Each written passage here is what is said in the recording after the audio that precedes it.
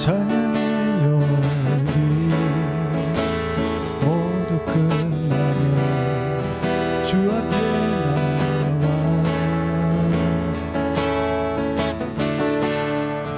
더욱 진실한 예배드리며 주님을 향한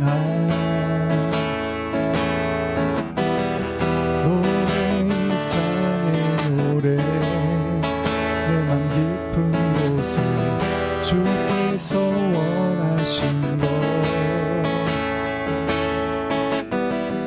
화려한 음악보다 끝없는 열정보다 중심을 원하시죠.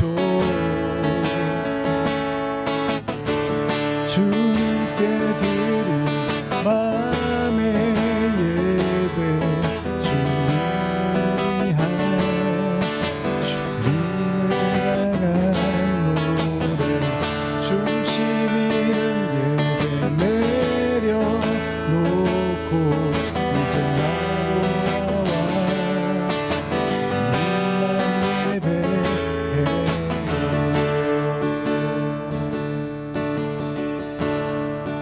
영원하신 왕 표현치 못할 주님의 존귀 가난할 때도 연약할 때도 주의 모든 것 노래 이상의 노래 내 맘 깊은 곳에 주께서 원하신 것 화려한 음악보다 끝없는 열정보다 중심을 원하시죠. 주님께 드릴 마음의 예배 주님을 향한 노래 중심 있는 예배 내려놓고 이제 나돌아와 주님만 예배해요. 주님께 드릴 마음의 예배 주님을 향한 노래 중심 있는 예배 내려놓고 이제 나돌아와 주님만 예배해요.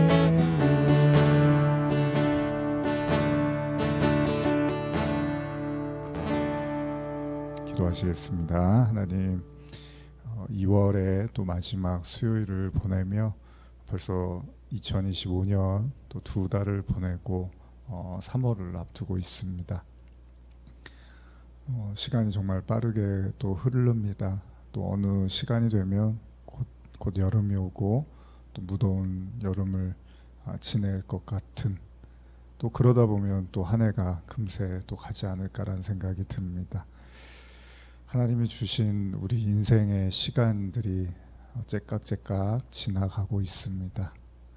삶의 의미, 또 신앙의 이유, 또 하나님과의 관계, 또 앞으로 우리의 남은 삶 여러 가지를 생각해 봅니다.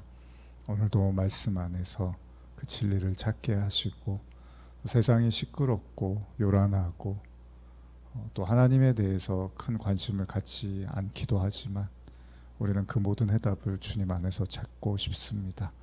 오늘도 우리에게 말씀하여 주시고 길과 진리 생명이 되신 주님을 만나게 하여 주시옵소서. 감사드리며 예수님의 이름으로 기도합니다. 아멘. 자, 오늘 요한계시록 강의 48번째 시간이고요. 계시록 20장 4절에서 6절 말씀 우리 지난 시간에 나누다가 이제 마무리를 했는데 급하게 이 말씀을 다시 보면서 여기서부터 오늘 말씀을 이어나가겠습니다. 계시록 20장 4절에서 6절을 같이 읽어보겠습니다. 또 내가 보좌들을 보니 거기에 앉은 자들이 있어 심판하는 권세를 받았더라.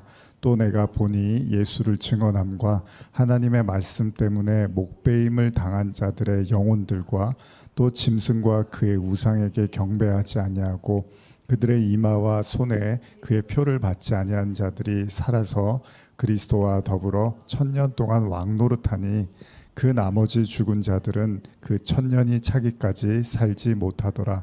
이는 첫째 부활이라. 이 첫째 부활에 참여하는 자들은 복이 있고 거룩하도다. 둘째 사망이 그들을 다스리는 권세가 없고 도리어 그들이 하나님과 그리스도의 제사장이 되어 1000년 동안 그리스도와 더불어 왕노릇하리라. 아멘. 어느덧 저희가 계시록 20장까지 왔고 오늘 지난 시간에 좀 다 보지 못했던 20장 4절 이하를 다시 읽으면서 시작을 했습니다. 지금 읽은 본문 요한이 보좌를 보는데 거기에 앉은 자들이 심판하는 권세를 받았다고 말을 하고 이제 1000년과 관련된 말씀이 나오죠. 이 1000년, 1000년 왕국에 대해서 그래서 지난 시간에 잠깐 또 언급을 했었는데 이 1000년과 관련된 말씀, 그래서 이 사람들이 어떤 그 1000년 왕국을 누리게 되는 사람이 어떤 사람인가를 봤더니 지금 읽으신 본문처럼 하나님의 말씀으로 인해서 목배임, 즉 순교를 당한 자들과 짐승과 우상에게 경배하지 않고 그 표를 받지 않은 자들이 살아서 그리스도와 왕노릇한다라고 이렇게 기록되고 있습니다. 굉장히 중요한 내용이기도 하고요. 또 그렇다고 해서 꼭 이거를 알지 못하면 구원과 멀어진다 이렇게도 또 볼 수는 없는 거죠. 구원이라는 건 우리가 예수 그리스도를 믿고 그 믿음과 또 주님이 주시는 성령으로 말미암아 우리가 구원을 받게 되는 건데 이제 그 내용들을 이제 계시록을 통해서 하나의 상징과 비유로 묘사를 하고 있는 거니까 이왕이면 여러분들이 이 내용들을 이제 숙지를 해서 이것이 이런 의미고 우리가 바로 이런 사람들이구나. 예를 들면 나 예수 믿고 구원받았어요. 이렇게 믿는 것도 틀린 건 아니지만 내가 하나님의 아들이래요. 하나님의 자녀래요. 이렇게 믿는 것. 내가 종의 자녀가 아니라 양자, 이제 하나님의 자녀가 됐어요. 이렇게 믿는 것, 그리고 거기서 나가서 하나님의 그 권세, 아들의 권세를 나에게도 주셨대요. 하나님 나라의 유업으로 주셨대요. 이렇게 우리가 하나씩 알아갈 때 그것이 우리에게 중요한 신앙적 자산이 되고 또 나아가서 우리가 이 세상을 살아나가면서 험난한 일들이 왔을 때 우리의 정체성, 믿음을 다시 회복하는 큰 어떤 힘이 된다는 거예요. 그래서 그런 의미에서 이제 여러분들이 요한계시록을 지금 이제 천년왕국까지 왔는데 보시면서 한번 쭉 정리를 해드리고 이미 또 예전에 조금씩 제가 나눴던 내용들이고 또 구원의 전반적인 이야기도 다 나눠드릴 테니까 여러분들이 반복하는 내용들도 있고 한데 이번에 이제 확실하게 여러분들이 또 숙지를 하셔서 계시록 끝났을 때는 좀 더 자신감 있게 또 말씀을 나누셨으면 좋겠어요. 제가 20장 4절을 현대어 성경으로 한번 좀 읽어드릴게요. 나는 높은 이들이 앉는 자리에 심판할 권한을 받은 사람들이 앉아있는 것을 보았습니다. 그리고 예수를 증거하고 하나님의 말씀을 선포한 것 때문에 목이 잘린 사람들의 영혼과 그 악한 짐승이나 우상에게 절하지 않고 이마와 손에 낙인받지 않은 사람들의 영혼도 보았습니다. 그들은 모두 다시 살아서 그리스도와 함께 1000년 동안 왕노릇할 것입니다.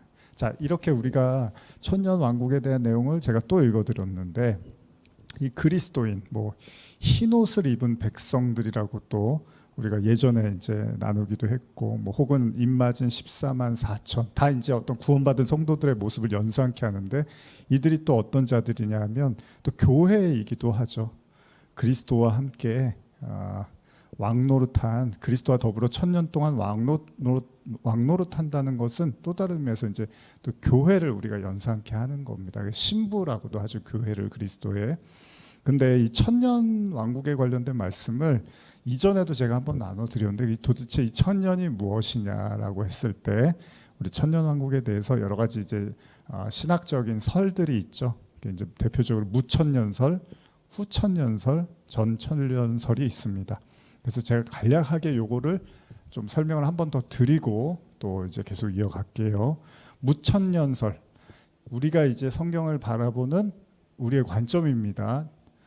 제가 이제 말씀을 전하면서 이 관점에서 말씀을 나누고 있는데, 그게 뭐죠? 천년을 특정한 기간으로 놓고 보는 게 아니에요. 그러니까 천년이 딱 있어서 나중에 보면 천년이 참에 또 용이 풀려나고 이런 얘기가 나오거든요.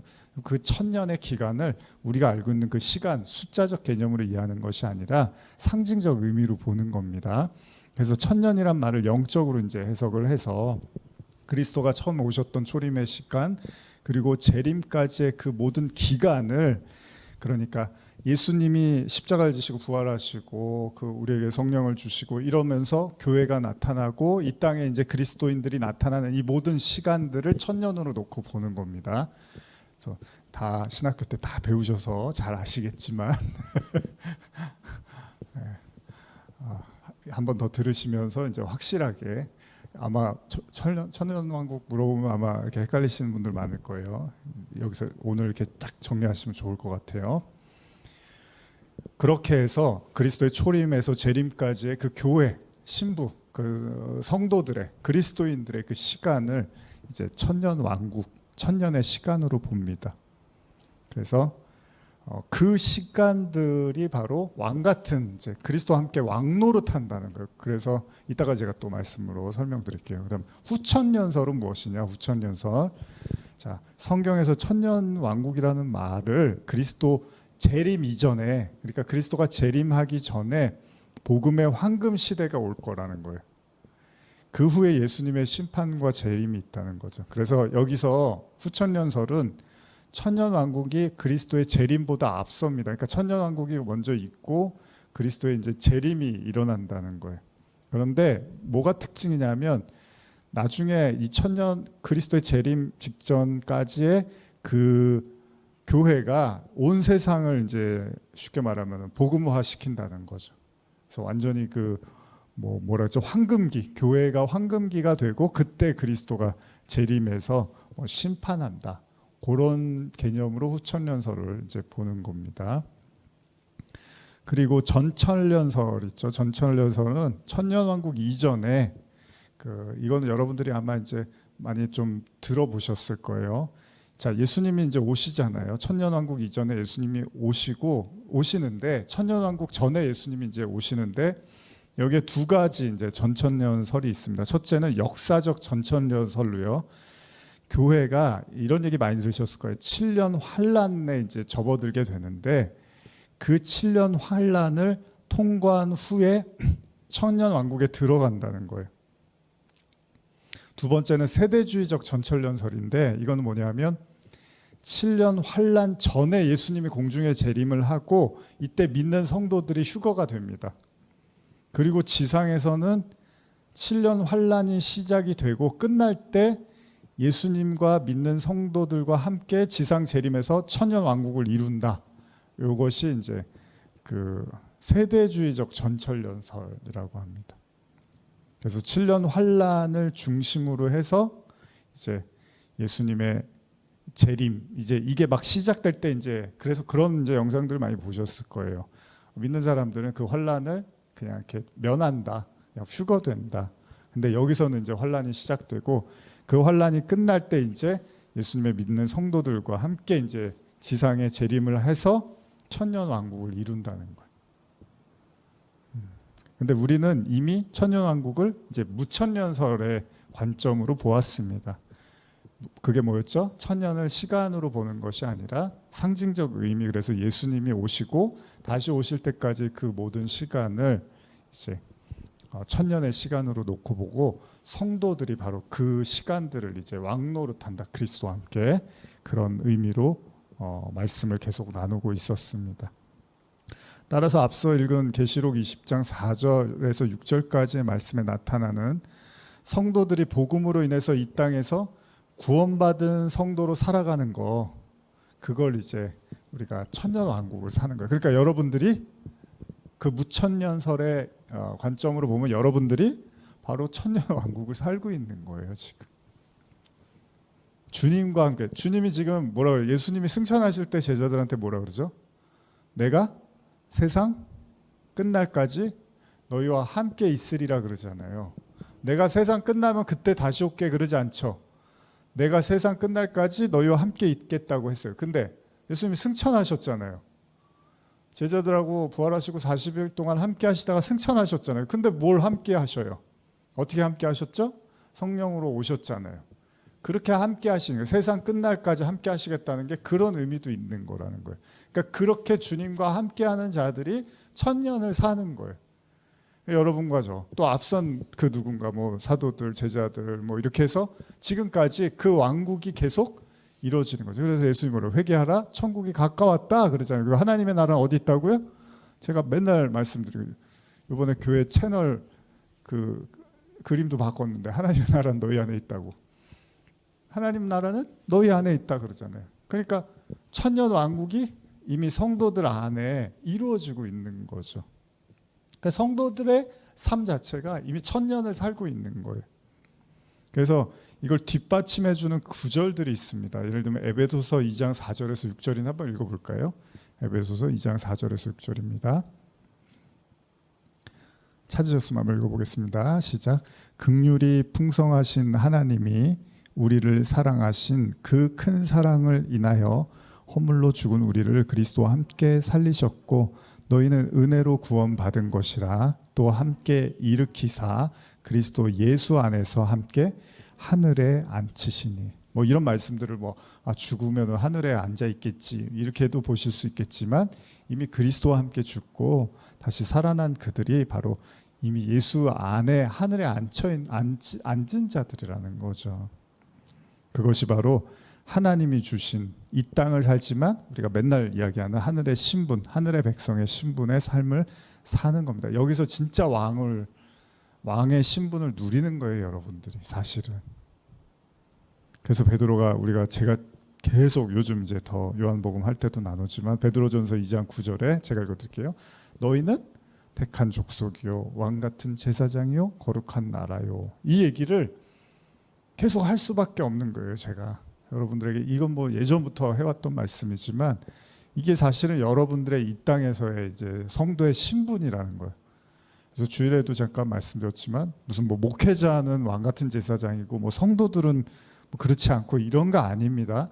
모든 그리스도인들이 택하신 족속이고 왕 같은 제사장이고 거룩한 나라라고까지 이야기하잖아요. 그 얘기가 천년 왕국을 살고 있는 모든 성도들의 현 주소라는 거예요.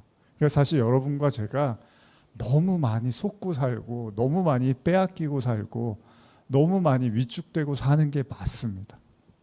그러니까 우리의 본분 신분이 사실 하나님이 주신 엄청난 특권과 은혜가 있는 자들인데 우리가 그거를 너무 놓치고 사는 거죠. 그래서 바울은 갈라디아서 2장 20절에서 계속 이야기하잖아요. 나는 그리스도와 함께 십자가에 못 박혀서 이제 내가 사는 게 아니야 그러잖아요.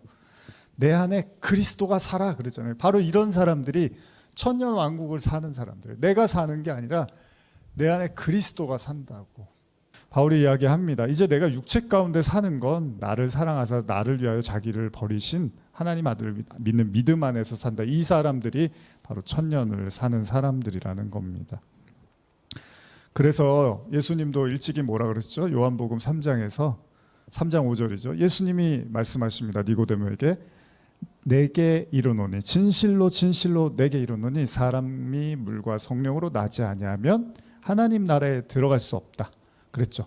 그러니까 물과 성령으로 거듭나란 얘기인데 물과 성령으로 거듭나면 또 하나님 나라에 들어간다는 거잖아요. 근데 하나님 나라가 된 거룩한 나라, 택하신 족속, 왕 같은 제사장, 바로 이런 사람들, 이러한 자들이 천년의 그 은혜를 누리는 자들이라고 성경은 여러 가지 형태로 말하고 있다는 겁니다. 자, 그러니까 여러분과 제가 사실은 이제 회복이라는 게 그렇잖아요. 우리가 선악과를 먹고 원죄 때문에 이렇게 죄라는 죄를 짊어지고 고통 중에 살 수밖에 없지만 예수 그리스도의 십자가로 말미암아 우리가 이제 믿음으로 구원을 받았잖아요. 근데 문제는 뭐냐면 믿음으로 구원을 받았다고 해서 뭐가 이렇게 큰 변화가 눈에 보이는 게 아닐 수도 있다는 거예요. 어제도 제가 이제 저희 어머니하고 잠깐 이렇게 이제 저녁 때 찾아뵙고 같이 있었는데 어머니가 뭐 나름 열심히 기도하시고 하지만 이제 결과적으로 어머니 마음속에도 아 내가 이렇게 오래 기도했는데 왜 몸이 안 낫고 왜 아무것도 바뀌지 않는지 모르겠다. 그래서 제가 듣고 있다 그랬어요. 엄마 나는 엄마가 내가 10살 때 다치셨으니까 40년을 엄마 아픈 이야기를 난 들었는데 나도 참 답답합니다.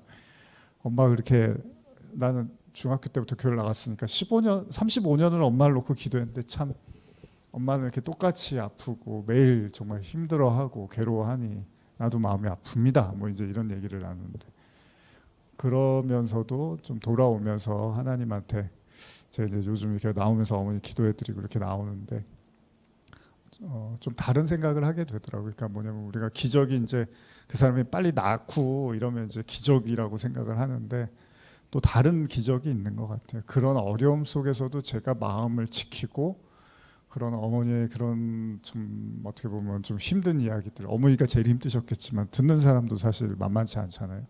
그런 것들을 이렇게 견디게 하시는 것도 기적이 아닐까라는 생각을 하게 됐어요. 그러니까 우리가 생각하는 기적하고 하나님이 생각하는 기적이 완전히 다를 수도 있겠구나. 우리가 어떻게 보면 유치한 거잖아요. 눈에 보이는 걸 우리는 이제 확인하려고 하니까. 근데 그런 거라면 뭐 예수님이 굳이 십자가를 지실 필요도 없었겠죠. 바로바로 기적으로 해결해 줄 수 있었으니까 모든 사람을. 근데 그런 방식이 아니었던 거잖아요.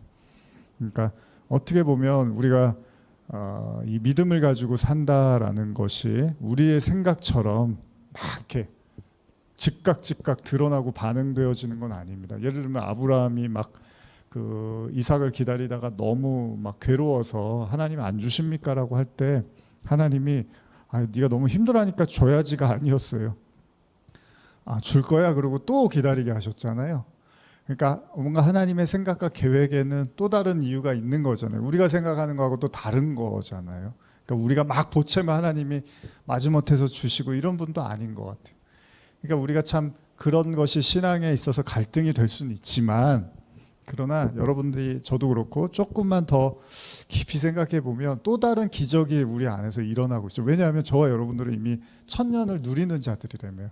그러니까 그걸 우리가 회복하는 거잖아요. 내가 왕 같은 제사장이야? 내가 거룩한 나라야? 내가 택하신 족속이야라는 게 회복이 되어야 되는 거잖아요.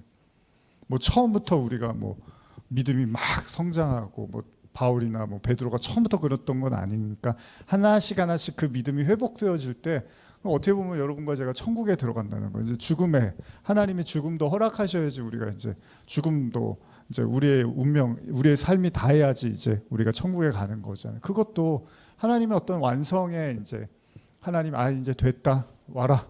그러면 우리가 가는 거잖아요. 그러니까 그 됐다라는 것도 이제 하나님의 기준에 봤을 때 저와 여러분들이 이제는 올라와도 되겠다 이렇게 말씀하셔야 되는 거잖아요. 그런 것처럼 지금 우리의 삶에서 보여지는 어떤 이제 현실적인 모습에서는 참 만족하지 못할 게 더 많을 수도 있겠죠. 뭐 저도 그렇고 여러분도 그렇고. 근데 우리가 이제 말씀으로 좀 위로받아야 될 필요가 있는 것은 이 상황이 바뀌어서 하나님이 살아계심을 내가 봐야지도 필요하지만 그런 위로도 우리 필요한 것도 맞아요. 그러나 바뀌지 않는 상황 속에서도 뭔가 기적이 일어나고 있고 하나님의 역사가 일어나고 있다는 것에 대해서도 인식할 필요는 있다는 거죠. 제가 왕 같은 제사장이라 그래서 무슨 제가 뭐가 달라 보이는 게 아니잖아요. 여러분들이 뭐 거룩한 나라라고 해서 여러분들이 뭐 남들이 봤을 때 그렇게 보여지는 게 아니잖아요. 근데 내 안은 회복하면 되는 거예요. 내 안에서 그거는 회복되면 되는 거죠. 다른 사람은 모르고 눈치를 못 채도 내 안에서 그게 회복되고 일어나면 그게 나한테는 기적이고 기쁨이고 자유가 될 수 있는 거니까 그런 것들을 여러분들이 말씀을 통해서 하나씩 회복해 가는 과정이라고 생각하시면 될 것 같아요. 그래서 계시록 20장 5절에서 6절 한 번 더 읽어보겠습니다. 계시록 20장 5절에서 6절입니다. 시작. 그 나머지 죽은 자들은 그 천년이 차기까지 살지 못하더라. 이는 첫째 부활이라. 이 첫째 부활에 참여하는 자는 복이 있고 거룩하도다. 둘째 사망이 그들을 다스리는 권세가 없고 도리어 그들이 하나님과 그리스도의 제사장이 되어 천년 동안 그리스도와 더불어 왕노릇하리라. 여기 보면 둘째 사망이 없다라는 말이 있습니다. 둘째 사망이 그들을 다스리는 권세가 없어요. 근데 어떤 사람들이요? 첫째 부활에 참여한 자들. 자, 이것도 한번 제가 설명드릴게요. 자, 첫 번째 부활에 참여하는 자는 둘째 사망이 없다라는 걸 우리가 단순하게 생각하면, 아, 내가 이제 죽어서 예수님을 열심히 믿어서 이제 죽으면 부활할 거 아니에요. 그러면 이제 다시는 죽음이 없겠지. 이렇게 이해할 수 있어요. 보편적으로 그렇게 이해할 거예요. 그런데 또 다른 관점이 있습니다. 이건 이제 마르다와 마리아 그리고 예수님, 나사로, 죽은 나사로를 찾아가셨던 예수님의 그 말씀 속에 나타나는데, 이거 제가 읽어드릴게요. 요한복음 11장 21절 이하인데요. 마르다가 예수께 여짜오되 주께서 여기 계셨더라면 내 오라비가 죽지 아니하였겠나이다. 이제 약간 원망 섞인 말로 예수님께 이제 말합니다. 그러나 나는 이제라도 주께서 무엇이든지 하나님께 구하는 것을 하나님이 주실 줄 아나이다. 예수께서 이르시되 내 오라비가 다시 살아나리라. 마르다가 이르되 예, 마지막 날 부활 때에는 다시 살아날 줄을 내가 압니다. 그쵸? 여러분도 알죠. 저도 알죠. 그거 믿는 거잖아요. 그런데 예수님이 뭐라 그래요? 예수께서 이르시되 나는 부활이요 생명이니 나를 믿는 자는 죽어도 살겠고, 잘 들어보세요. 나를 믿는 자는 죽어도 살겠고 무릇 살아서 나를 믿는 자는 영원히 죽지 아니하리라. 이것을 내가 믿느냐? 이렇게 말씀하세요. 무슨 말입니까? 나를 믿는 자는 죽어도 살겠고 무릇 살아서 나를 믿는 자는 영원히 죽지 아니하리라. 그러면 이게 내가 열심히 신앙생활하다 죽었어요. 그러니까 다시 살아났잖아요. 이제 천국에 가면 다시 살잖아요. 그러면 내가 그걸로 믿으니까 이제 영원히 죽지 않는다, 이런 얘기인가요? 내가 천국에 가서 예수님 믿으니까 이제 영원히 산다, 그렇게도 보실 수 있지만, 자, 나를 믿는, 우리가 예수님을 믿으면 어떻게 돼요? 십자가에서 우리도 같이 죽어야 된다 그러잖아요. 그런데 그렇게 바울이 죽었다고 하는데 어떻게 해요? 그리스도 앞에하여 세례를 받았더니, 죽음의 세례를 받았더니 부활의 세례도 받게 됐다, 살았다 그러잖아요, 자기가. 이렇게 산 사람들은 영원히 죽음이 없다는 얘기. 그러니까 이 얘기는 내세에 죽어서 천국 가서 예수님 믿으면 영원히 죽지 않죠, 그런 얘기 차원만이 아니라, 여러분과 제가 이 땅에서 예수를 믿어서 죽어요. 그리스도와 함께 죽어요. 그러면 살아요. 이 땅에서 새로운 피조물이 되는 거예요. 그러면 그들은 둘째 사망이 없어요. 그들은 죽음과 무관한 자들이라는 거예요. 그래서 살아서 나를 믿는 자, 예수님 이런 말씀을, 그렇게 살아난 자들, 그리고 죽었다가 살아난 자들, 그래서 나를 믿는 자는 영원히 죽지 않는다는 거예요. 이것도 우리가 회복이 돼야 되는 건데, 죽음과 무관한 존재라는 거예요. 인간이 사실 공포를 느끼는 게 죽음에 대한 공포잖아요. 모든 인간이 다 가지고 있는 거예요. 근데 사실 그리스도인들은 죽음과 무관한 자들인 거예요. 그래서 천년 동안 왕 노릇한다라는 게 그런 의미도 있는 거예요. 이미 이들은 그렇게 죽음과 무관한 자들, 그래서 다 어떤 자들이에요? 짐승의 표를 받지 않고 목배임을 당하고 순교한 사람들, 다 그런 얘기가, 뭐 복음 전하다가 뭐 자기 핍박이 심한 나라 가서 복음 전하다가 순교해야지 그 사람들이 천년 왕국에 들어가는 게 아니라, 여기서 목배임이나 순교의 개념은, 그리고 짐승의 표를 받지 않고, 이런 모든 개념은 다 그리스도의 십자가하고 연결해서 생각하시면 되는 거예요.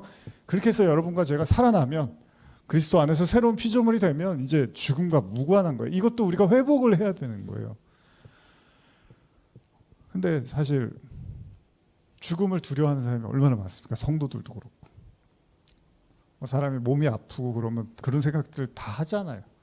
제가 지난주에 그 설교 채널에 천국이란 무엇인가, 이제 두 번째가, 원래 제목은 이제 지옥을 믿으십니까였는데, 이제 그거가 올라갔는데, 거기서 제가 그 지옥의 묵시록이라는 영화 이야기를 앞에 좀 설명하면서 시작을 하거든요. 근데 거기 이제 그 주인공은 아니지만 이제 그 대령이 나오면서, 커츠 대령인가요?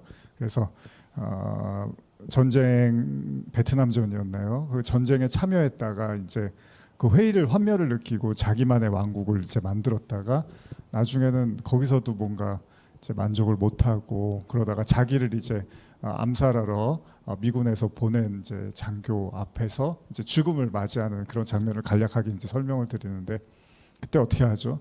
죽음을 맞이하면서 공포 그런다고요. 호러 그런다고요. 그러니까 어떻게 뭐 아둥바둥 전쟁 속에서라도 어떻게 좀 살아보려고 했는데 노력을 하면 할수록 그 죽음에 대한 공포는 더 해가더라는 거죠. 이게 이제 성도와 성도가 아닌 사람들의 차이가 아닐까 생각을 해봐요. 성도는 사실은 죽음이 우리에게 어떤 두려움의 대상이나 존재는 아니죠. 그래서 예수님이 무릇 살아서 나를 믿는 자는 영원히 죽지 않는다라고 말씀을 하시는 거고, 지금 우리가 읽은 계시록에서도 둘째 사망이 그들을 다스리는 권세가 없다는 거예요. 그러니까 저와 여러분들이 그리스도 안에 있으면 사실은 죽음과 무관한 자들이라는 거죠. 영원을 산다라는 게 그렇다고 우리가 안 죽는 건 아니잖아요. 이게 여러분과 저의 그 정체성이고 우리의 위치입니다. 하나님이 우리에게 주신 축복이고. 그리고 이제 계시록 20장 4절에 또 내가 보좌들을 보니 거기에 앉은 자들이 있어 심판하는 권세를 받았더라, 이런 말씀이 있는데, 이거 잠깐만 제가 설명드릴게요. 좀 내용이 많이 있는데 그냥 중요한 구절을 읽어드리면서, 마태복음 19장 28절 제가 읽어드릴게요. 예수께서 이르시되 내가 진실로 너희에게 이르노니 세상이 새롭게 되어 인자가 자기 영광의 보좌에 앉을 때 나를 따르는 너희도 12보좌에 앉아 이스라엘 12지파를 심판하리라, 이런 말씀을 하세요. 예수님이 십자가와 부활로 인해서 메시아의 사역을 감당하시게 되고 영광의 보좌에 앉으실 때 예수를 따르는 제자들에게도 12보좌에 앉아 12지파를 심판하시겠다는 말씀을 하세요. 이 또한 여러분들이 재림하시고 모든 이제 심판이 끝난 이후에 완성된 어떤 천국에서의 시간으로 이해할 수도 있는데, 또 오늘 이 순간에 우리에게 적용을 한다면 사실은 우리가 이미 그 보좌에 앉아 있는 상태라는 거죠. 예수님께서 부활하시고 하늘의 보좌에 앉아 계시고 또 우리도 앉히셨다라는 말씀들을 예전에도 읽었고, 오늘도 잠깐 보면 스데반 이야기, 사도행전 7장 55절에 보면 스데반이 돌을 맞다가 어떻게 하죠? 성령이 충만해서 하늘을 우러러 봤더니 하나님의 영광과 예수께서 하나님의 우편에 서신 것을 봅니다. 그때 스데반이 말하되 보라, 하늘이 열리고 인자가 하나님 우편에 서신 것을 보너라 한대. 그렇죠? 여기서 이제 하나님의 보좌를 보는 거예요. 그런데 또 히브리서 12장 2절 보면 믿음의 주요 또 온전케 하시는 이 예수를 바라보자. 그는 그 앞에 있는 기쁨을 위하여 십자가를 참으사 부끄러움을 개의치 아니하시더니 하나님 보좌 우편에 앉으셨느니라. 그 앉으셨잖아요. 그럼 우리는 이제 주님이 거기 앉아 계시니까 우리도 나중에 이제 죽으면은 그 주님의 그 보좌에 같이 앉나 보다라고 하시는데, 사실은 성경은 그렇게만 이야기하고 있는 게 아닙니다. 제가 좀 확인을 시켜드리는 거예요, 말씀으로. 요건 한번 찾아볼까요? 에베소서 1장 17절에서 23절입니다. 자, 20절부터 23절 한번 읽어볼게요. 다 할 게 좀 많으니까. 시작.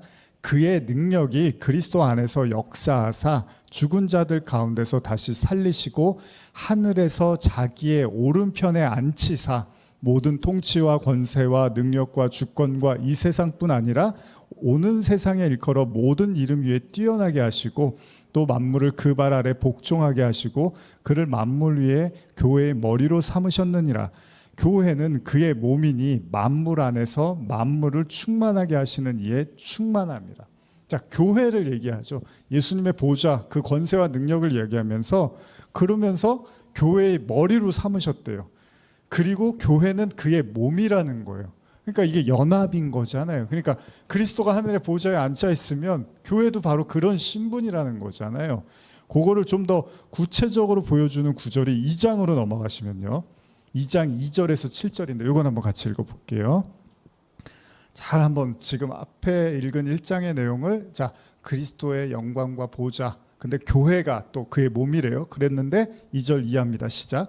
그때 너희는 그 가운데 행하여 이 세상 풍조를 따르고 공중의 권세 잡은 자를 따랐으니 곧 지금 불순종의 아들들 가운데 역사하는 영이라. 전에는 우리도 다 그 가운데서 우리 육체의 욕심을 따라 지내며 육체와 마음에 원하는 것을 하여 다른 이들과 같이 본질상 진노의 자녀이었더니 긍휼이 풍성하신 하나님이 우리를 사랑하신 그 큰 사랑으로 인하여 허물로 죽은 우리를 그리스도와 함께 살리셨고 너희는 은혜로 구원받은 것이라.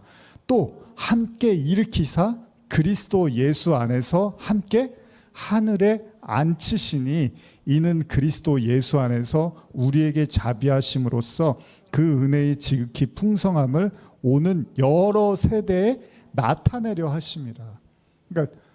그러니까 나중에 죽은 다음에 천국에 앉히셨다는 얘기가 아니죠. 이미 그리스도 안에, 그러니까 여러분들 안에 그리스도가 있다며. 근데 그 그리스도가 어떤 분이에요? 죽으시고 부활하고 승천하신 분이잖아요. 하나님 우편에 앉아 계신 분이잖아요. 근데 그분이 우리 안에 있으면 우리도 바로 그분과 함께 있는 거니까 그 보좌에 우리도 같이 앉히신 거라는 거예요. 그런 얘기를 성경이 다 하고 있는 거죠. 사실 이게 굉장히 놀라운 얘기거든요. 중요한 얘기고. 그래서 여러분과 제가 하늘에 안침받은 존재라는 거예요. 그래서 아까 계시록 20장 4절에 뭐 너희를 보좌에 앉혀서 뭐 심판하고 이런 얘기할 때 그 보좌를 단순히 미래적 차원만으로 생각할 문제가 아니라는 겁니다. 여러분들 안에 그리스도가 임재하신다는 게 바로 보좌로 임하신 거잖아요. 여러분들 안에 어디 앉으셔야 되잖아요. 우리 안에 성전이 되셨다는 거니까 우리 안에 계시다는 게 바로 동시에 여러분과 저도 그 보좌에 앉히셨다는 거예요. 그러니까 그렇게 존귀한 사람들이라는 거예요. 그러니까 이걸 우리가 계시록 말씀을 듣고 또 이 험난한 세상을 살아가면서 회복해가는 거죠. 그 옛날에 왕과 거지인가요? 뭐 그런 소설 같은 거 있었던 것 같아요. 잘 기억은 지금 안 나는데 신분을 바꿔서 거지가 왕으로 살고 왕이 거지로 살고 뭐 이랬는데 나중에 이제 근데 그렇게 산다고 해서 그게 바뀌는 게 아니잖아요. 본질이 그 신분이라는 게 있는 거잖아요. 나중에 이제 확인이 되면 다시 왕이 되는 거잖아요. 왕은 왕이고 거지는 거지고. 물론 뭐 그게 꼭 맞는 얘기는 아니지만 이제 깊이 들어가면 그러나 이제 일종의 비유를 든다면 그러니까 여러분들이 바로 그런 사람들이라는 거예요. 이 땅에 비록 어떤 우리가 거지 같은 삶을 내 삶이 너무 그냥 너무 빈약하고 아무것도 없는 그냥 어떻게 보면 정말 소위 거지 같은 삶인 것 같아 라는 이야기를 한다 하더라도 여러분들의 정체성은 그렇지가 않다는 거예요. 이걸 우리가 회복해 가는 거예요. 저도 이런 말씀들을 계속 전하면서 그 어떻게 보면 이 세상 지금 풍조와 그 정말 마음 아픈 일들 우리가 많이 보면서 그러나 성도의 정체성까지 잃어버리면 안 되잖아요. 하나님의 자녀, 하나님의 구원, 하나님의 그 은혜, 성령 이런 걸 우리가 잃어버리면 안 되잖아요. 잃어버릴 수도 없는 거지만, 근데 잃어버릴 수는 없는 거지만 우리가 그게 묻혀지고 자꾸 우리가 무너져 가면 안 되죠. 회복해 가야 되는 거죠. 자, 계시록 20장 7절에서 8절입니다. 시작. 천년이 참에 사탄이 그 옥에서 놓여 나와서 땅의 사방 백성 곧 곡과 마곡을 미혹하고 모아 싸움을 붙이리니 그 수가 바다의 모래 같으리라. 자, 이제 아주 기묘한 대목이 나옵니다. 천년이 찼어요. 그런데 사탄이 그 옥에서 놓였대요. 이게 그래서 우리가 계시록 잘 모르면 20장 정도 보면 다 끝난 줄 알아요. 근데 20장의 이 마지막 순간에 다시 한번 사탄이 놓입니다. 이제 모든 게 다 끝난 줄 알았는데 아니에요. 21장을 넘어가야 돼요. 20장에서 아직 다 끝난 게 아니에요. 아직 긴장해야 될 내용이 남아 있어요. 우리가 아까 천년 시간을 그냥 우리 시간으로 개념으로 이해하면 어떤 천년 999년 그다음 천년이 돼서 사탄이 놓여서 곡과 마곡의 전쟁이 일어나나 보다라고 하면 되는데 우리가 그렇게 이해하지 않았죠. 우리 무천년설의 관점에서 보았으니까 그리스도인이 왕노릇하는 천년으로 봤단 말이에요.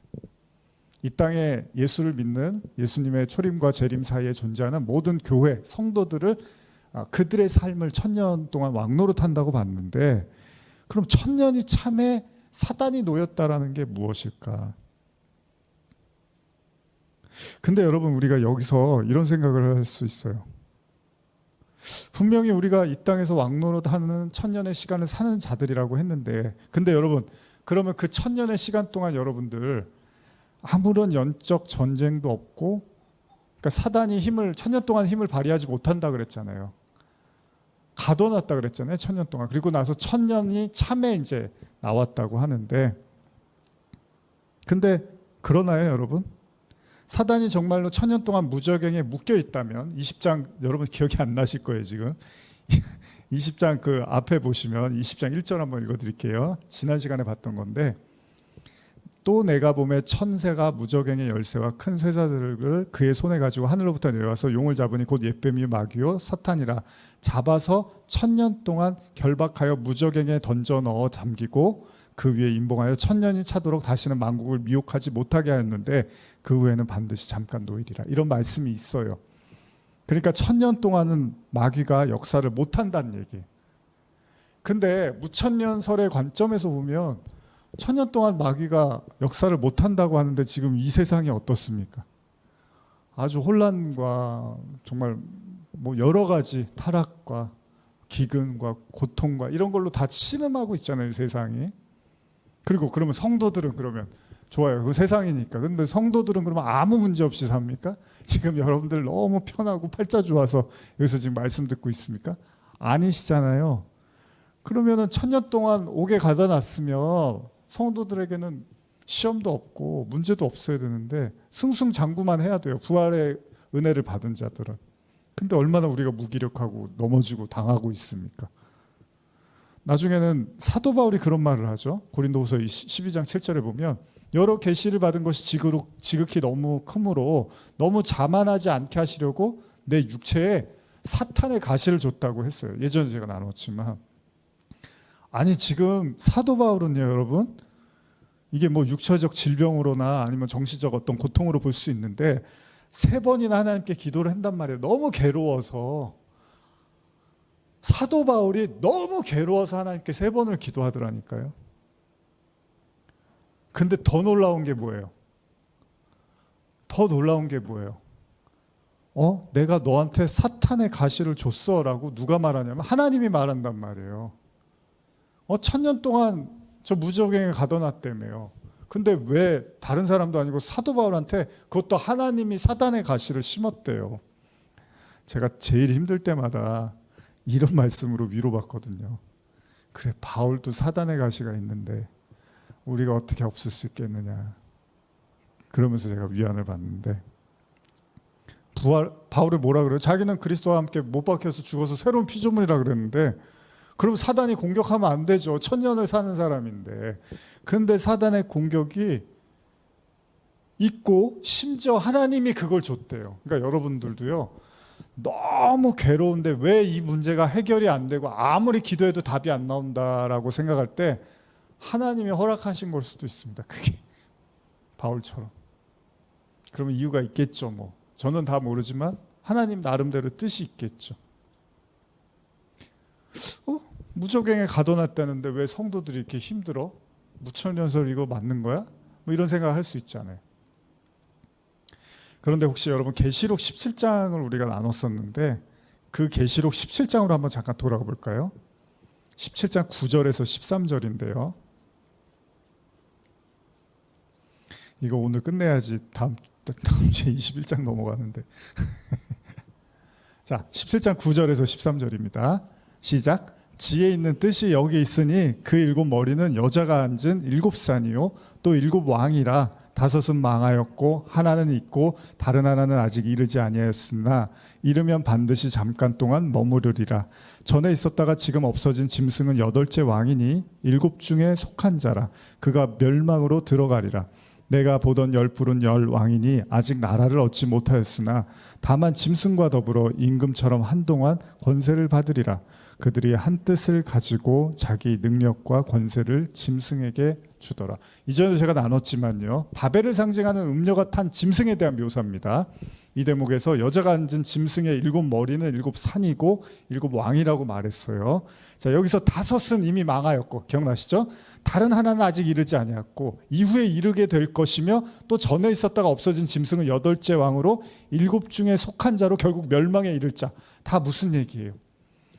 여러분들이 그때도 좀 어려웠고 저도 준비하면서 힘들었지만 이 복잡하고 난해한 표현이 분명히 어렵긴 하지만 중요한 사실은 뭐예요? 다 8째 모두가 다 멸망으로 들어갈 거라고 했잖아요. 근데 그 다양한 표현과 형태로 나타나는 거라는 거잖아요. 근데 결국 다 망할 거고 망한 것들이에요, 사실은. 그러니까 그 관점으로 제가 지금 1000년이 차서 사단이 옥에서 풀려났다라는 개념을 보시면 그 천년 무천년의 기간 동안, 우리가 무천년설의 입장에서 그 천년의 기간 동안 사탄이 아무도 건드리지 못한다고 그렇게 이해할 수도 있지만, 또 다른 의미는 뭐냐면요, 저와 여러분들이 한 사람 한 사람의 그리스도인으로 놓고 봤을 때는 그들의 신앙이 이제 완성되어져 가는 거예요. 소위 성화되어져 가는 거잖아요. 그리스도와 함께 죽고 부활해서 왕 같은 제사장으로 산 그때가 천년이 찼다라고도 볼 수 있는 거예요. 개인적으로 놓고 봤을 때.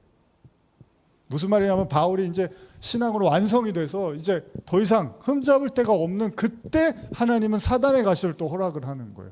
왜요? 그때도 교만할 수 있기 때문이니까죠. 그러니까 그 무천년 초림과 재림 사이에 사탄이 하나도 역사를 못해, 이렇게도 이해할 수 있지만, 좀 더 구체적으로 얘기한다면 한 사람 한 사람이 천년을 사는 거니까, 하루가 천년 같고 천년이 하루 같다며요. 우리가 하루 같은 삶을 살지만 또 그들이 천년을 사는 거예요. 천년을 살지만 또 하루를 살 수밖에 없는 하루살 같은 존재잖아요.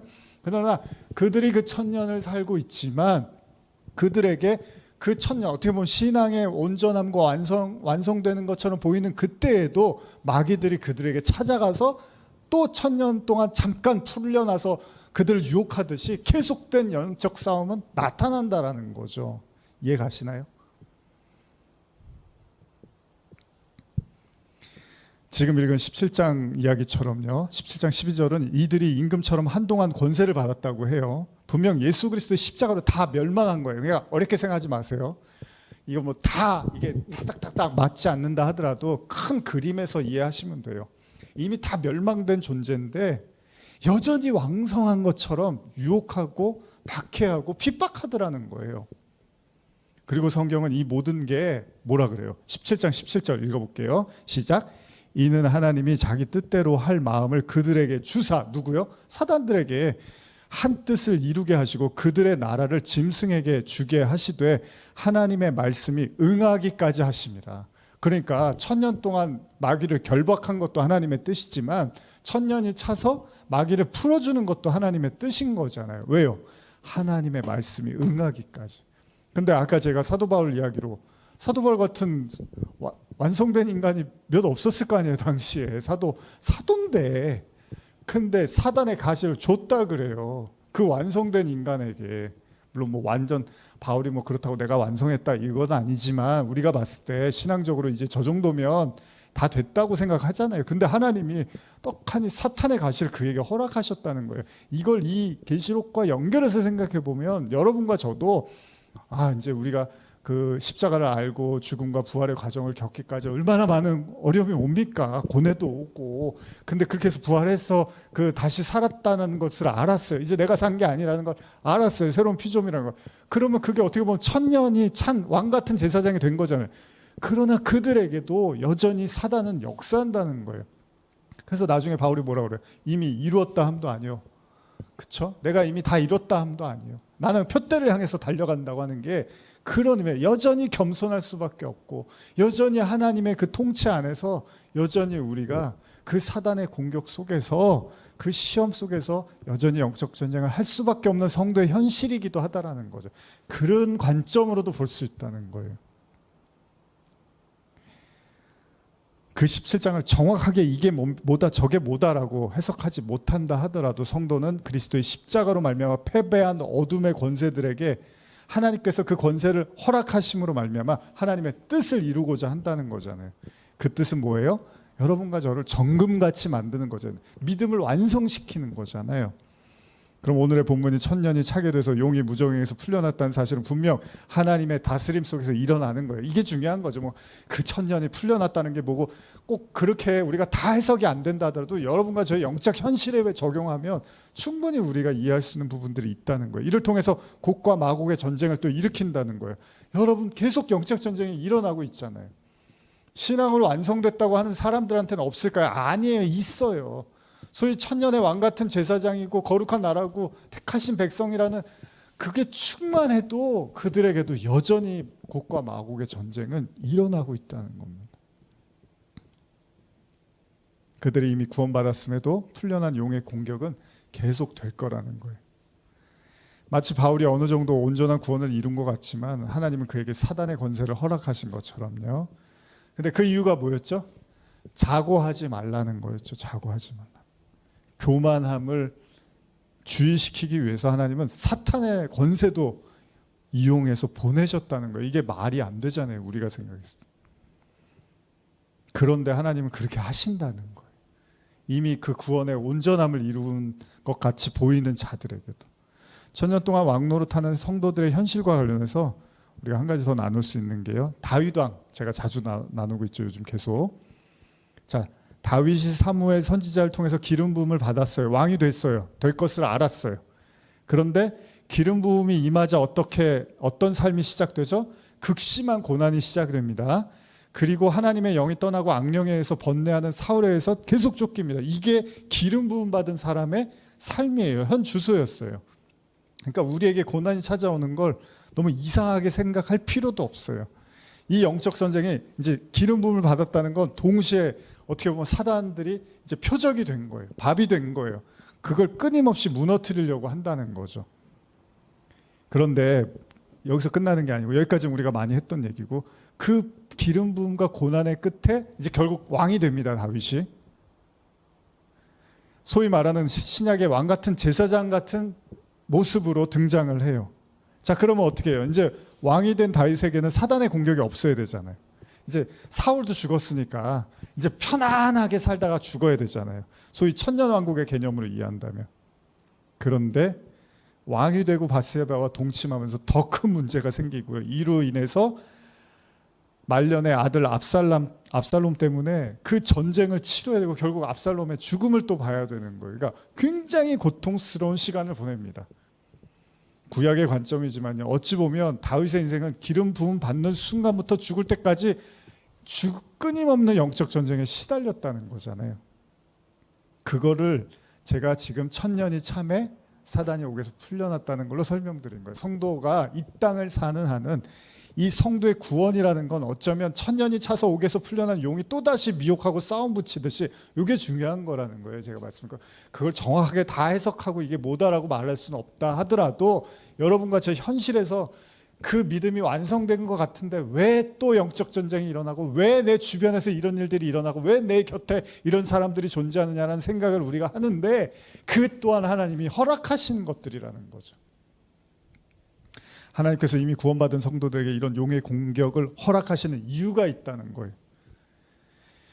여러 가지 이유가 있겠지만 오늘 나누고 싶은 건 그 용의 공격을 통해서 그 구원이 포기되어지거나 우리의 구원을 의심해서 결국 좌절하게 만들게 하기 위함이 아니라 오히려 그 구원은 절대 포기되어질 수 없고 어떤 가운데도 하나님의 구원은 유효하다는 걸 확인시키기 위함이라는 거죠.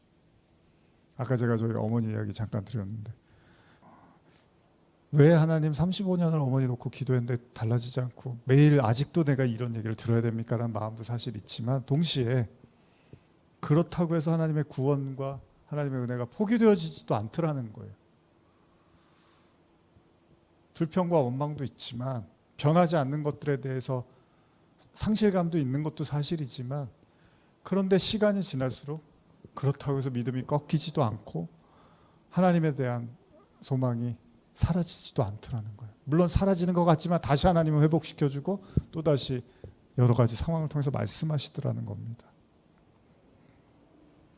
여러분에게도 하나님이 사단을 허락하신다는 거예요.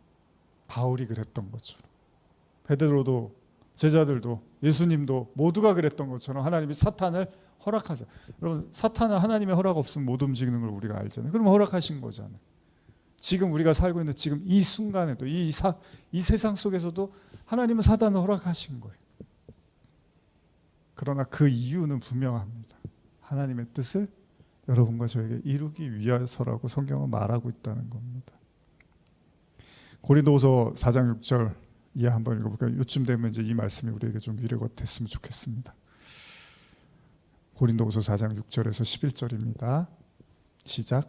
어두운 데에 빛이 빛이라 말씀하셨던 그 하나님께서 예수 그리스도의 얼굴에 있는 하나님의 영광을 아는 빛을 우리 마음에 비추셨느니라. 우리가 이 보배를 질그릇에 가졌으니 이는 심히 큰 능력은 하나님께 있고 우리에게 있지 아니함을 알게 하려 함이라.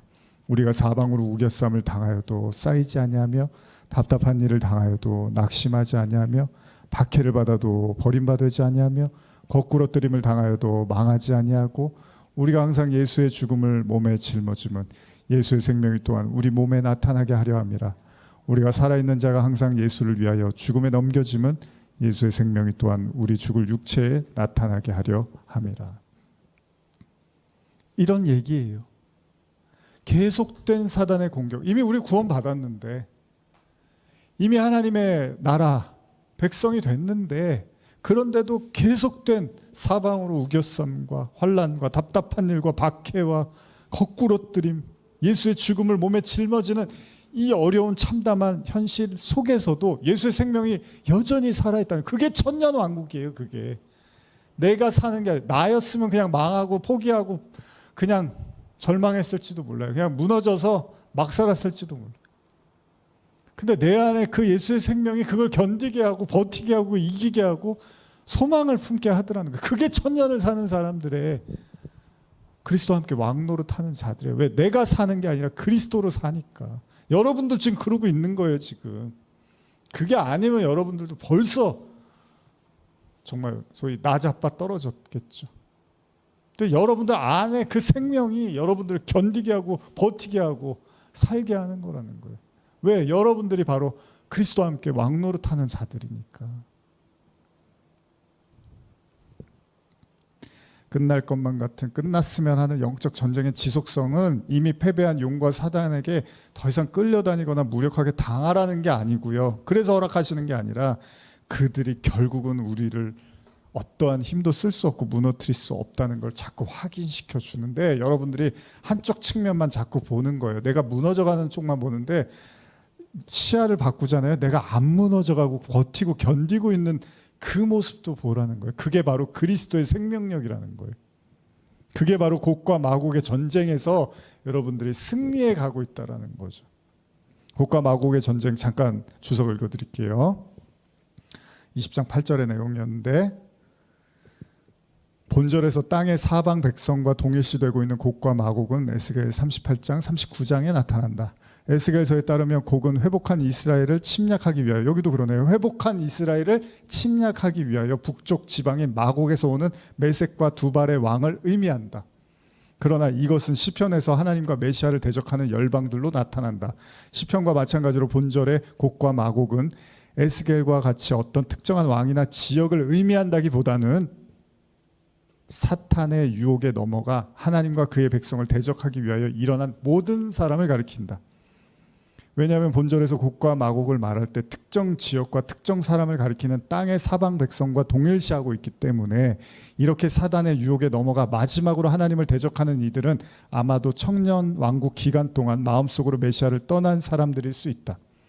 만약 그들이 천년 왕국 기간 동안 하나님을 떠난 자들이라면 그것은 인간의 죄가 마음에서 비롯된 것이라는 사실을 암시한다. 단지 사단은 인간 마음속에 있는 교만하고 범죄하고자 하는 욕망을 드러내고 발전시키는 것에 불과하다. 천년의 그 시간 동안에도 여전히 우리는 죄의 그 욕심과 그 죄가 있잖아요. 우리 안에. 우리가 천년을 산다고 완전히 깨끗해진 게 아니잖아요. 그래서 그걸 침투해서 그 안에서도 여전히 우리에게 왕노릇 하려고 하는 거짓된 곡과 마곡의 전쟁이 일어나지만, 결국은 여러분들 안에 그리스도로 승리한다는 겁니다. 지금 읽은 주석의 내용도 우리가 지금까지 나눈 관점에서 연결해 본다면 어느 정도는 부합합니다. 성도가 아무리 예수 그리스도로 말미암아 구원을 받았다 하더라도 여전히 죄가 있기 때문에 하나님은 그런 성도들을 단련시키고 그런 믿음을 계속해서 자라나게 하고, 결국은 이제 그 모든 사단의 권세를 파멸로 이끄신다는 겁니다. 계시록 20장 9절에서 10절 읽어보겠습니다. 시작. 그들이 지면에 널리 퍼져 성도들의 진과 사랑하시는 성을 두름에 하늘에서 불이 내려와 그들을 태워버리고, 또 그들을 미혹하는 마귀가 불과 유황못에 던져지니 거기는 그 짐승과 거짓 선지자도 있어 세세토록 밤낮 괴로움을 받으리라.